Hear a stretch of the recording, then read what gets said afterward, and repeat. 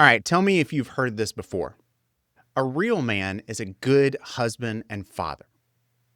If you're a guy who has grown up around the church or any kind of religious environment here in the West, then probably you've heard that definition pretty regularly, especially if you've been taught anything about what the church tends to call biblical masculinity. For the most part, what churches mean when they use that phrase is being a good husband and a good dad.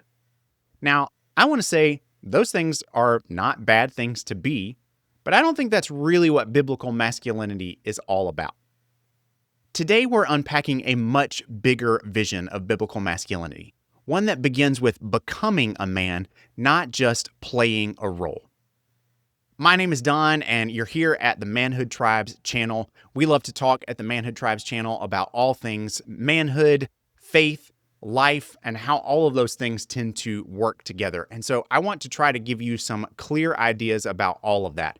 And this in particular is a topic that really resonates with me because I grew up in the church and I've been around this discussion of biblical masculinity for a long time. In fact, it wasn't just all that long ago, just a couple of months ago, where I was in a church and I heard the pastor say, "You need to be a good husband and a good dad. That's pretty much what being a biblical man is all about."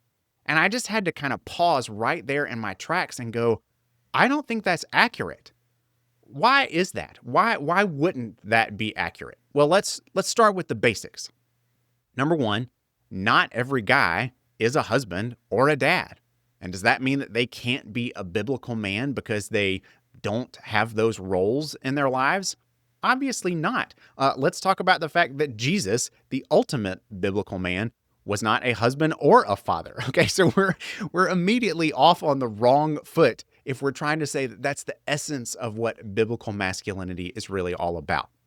I think the reason that churches tend to go that direction is because there are some pretty clear instructions in the Bible about how husbands and fathers should live and should treat their wives and their children. Now, look, those things are really important. We should pay attention to those things if we are husbands and fathers, because that's how we should be doing those things. But that's not all it is to being a biblical man. We also are living in an age where some things are kind of unique right now in our age. It's not uncommon for men to actually be wondering, what does it mean to be a man? And that's actually in the course of human history, that's a fairly uncommon question.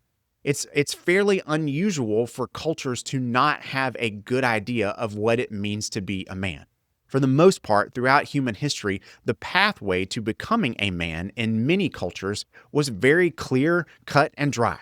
It was pretty simple and straightforward. There was some kind of initiation process that all young boys went through on their pathway towards becoming men. Our culture doesn't have that and hasn't had it for a long time, and now we are living with the consequence and the fallout of that, which is that men in our world today don't really know if they're men. They're not sure how they arrived at manhood or what made them a man.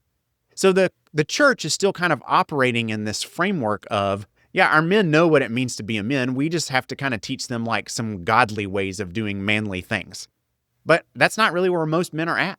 Most men are at a place where they don't know what it means to be a man. So the church is kind of putting the cart before the horse. They're starting the conversation in the wrong place, and they're leaving out a whole bunch of men who actually don't fit into that conversation at all. So this is why we need to talk about biblical masculinity in really different terms than the way that the church typically does it. Now, to be clear, I am not throwing out the church's ideas of what it means to be a good husband and a good father. Those things are important. They just aren't the whole picture. And we need a much bigger picture of biblical masculinity today in order to be able to help men where they actually are. Because not all of them are at the place of trying to figure out how to be a good dad or a good husband. Okay, I think I've made that point clear. So let's talk about what does it mean then? What does biblical masculinity actually look like? And how do we get to a better vision of what being a godly man really is all about?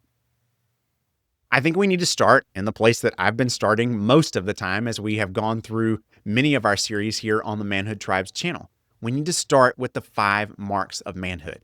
Because this is really just a clear idea of what it means to be a man. Now, if you look through the Bible, you're not going to find the 5 marks of manhood listed anywhere as a prescription of what it means to be a man.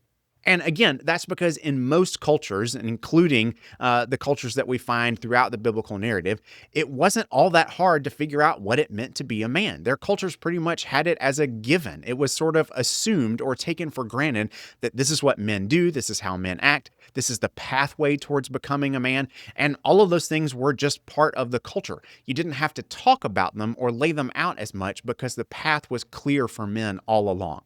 It's not that way in our day, so we've got to lay some groundwork. You will, however, find the 5 marks of manhood when you look throughout Scripture at the way that good, godly men lived. You'll find them demonstrating these things well. And in fact, you'll even find examples of ungodly men who were living out these same 5 marks of manhood.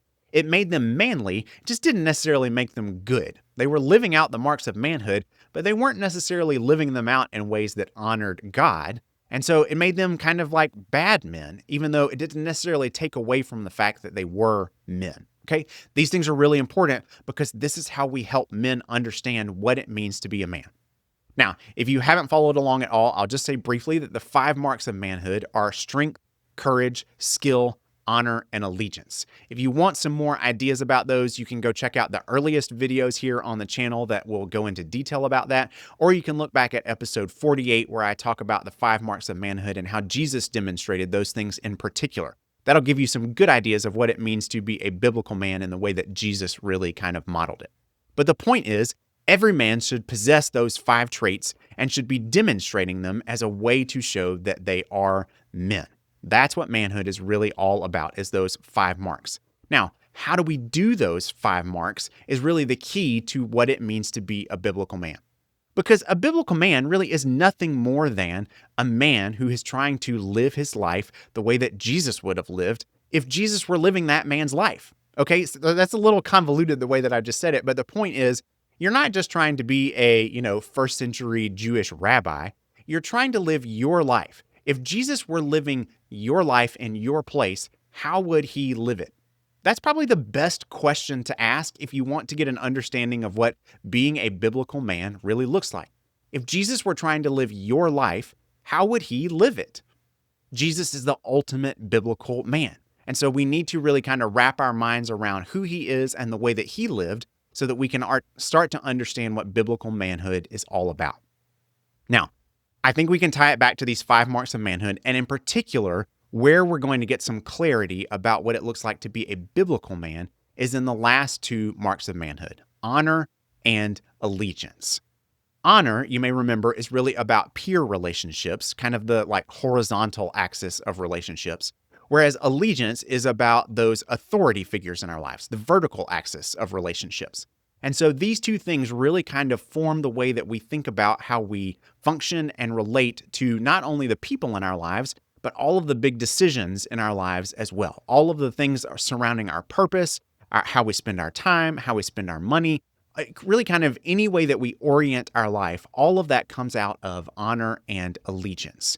So those are the ways that we want to try to look to Jesus to be able to say, how did he do those things so that we can do those things similarly?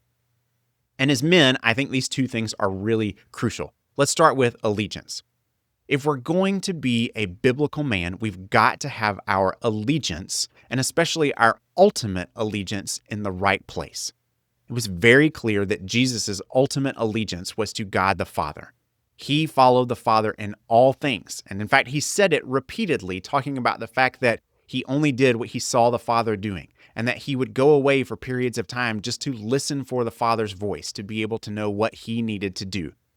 That is the kind of allegiance that we as biblical men are looking for. We have got to have a relationship with God to where we are dialed into listening to him. The most important part of being a biblical man is that you have an ongoing, interactive relationship with the God of the Bible. A biblical man means you are relating to the God of the Bible.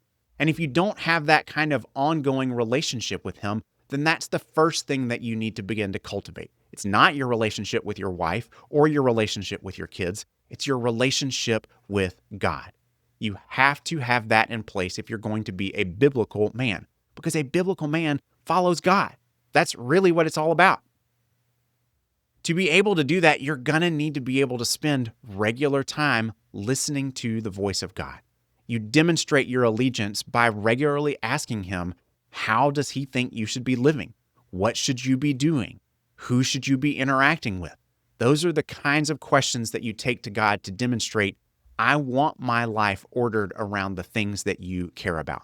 My allegiance is to you. I want to follow you in all things. So I'm taking the time to ask you about all of that and how I should be living my life. That's what allegiance looks like, and we see that modeled in Jesus' life all the time. Now, the second thing there is the mark of manhood called honor. And again, honor is about our peer relationships. It's about our friends and especially about the tribe of men that we have around us. Jesus had his disciples, and we need a group of men around us as well. And that group of men, what they are going to do for us is to really challenge us and to push us to becoming more like Jesus. This is the kind of thing that we want to honor. When we choose to follow Jesus, that helps dictate for us what we should honor in our lives, right? I've said before that honor is really a morally neutral trait. You can honor anything you want as long as you have a group of men who agree that those are the things that should be honored.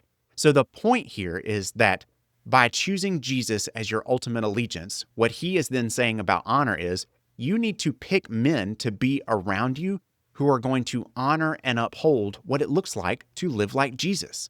Because if you have those men around you, then they are going to push you and challenge you to become more like him. And that's what biblical honor really looks like, is having men around you who are honoring you for following Jesus. Okay? Are you starting to see that the picture of biblical masculinity is really different than maybe what you've been told? Now, if you are living in the context of a tribe with men who are upholding what Jesus would say is right and good, then that is going to push you to the way that you treat your wife and the way that you treat your kids and doing right by them in a whole host of ways. That is going to lead to those kinds of things. That just isn't where we start. We have to start with our allegiance to Jesus and the honor that we are cultivating in the group of men that we choose to live our lives around. All right, these things are most important. And by developing those things, you can develop yourself into being an incredible biblical man. And you will start to see those kinds of right relationships begin to really flourish in your life. Whether you have a wife and kids or not, all of your relationships will start to look better because you have men around you who are honoring following Jesus. And Jesus is going to shape the way that you relate to everyone, not just your wife and kids, but maybe especially them. And all of those things should improve over time as you learn to become more like Jesus and live the way that he did as a biblical man. Okay, I hope that this has been helpful for you and maybe has reoriented you a little bit to what it actually means to be a biblical man and to pursue biblical masculinity. If you like this kind of content, I would love for you to like this video and to subscribe to the channel. And if you are looking for other biblical men that you can get around to help you in being able to pursue these kinds of things, I would love for you to check out the Manhood Tribes community. This is a place where you can get better at being a man, you can get better at following Jesus, and you can connect with other like-minded men who are trying to do the same. So just go to manhoodtribes.com/community and check out for the next opportunity to be able to join our community when the doors are open. All right? Now, I would love for you to engage in the comments below by just leaving a comment about, have you ever felt like that you didn't belong as a man in a church? Why was that? Talk about that. What was the vision of masculinity that was being painted in the church that you were a part of that you just felt like, you didn't quite fit, or maybe that wasn't all that appealing to you?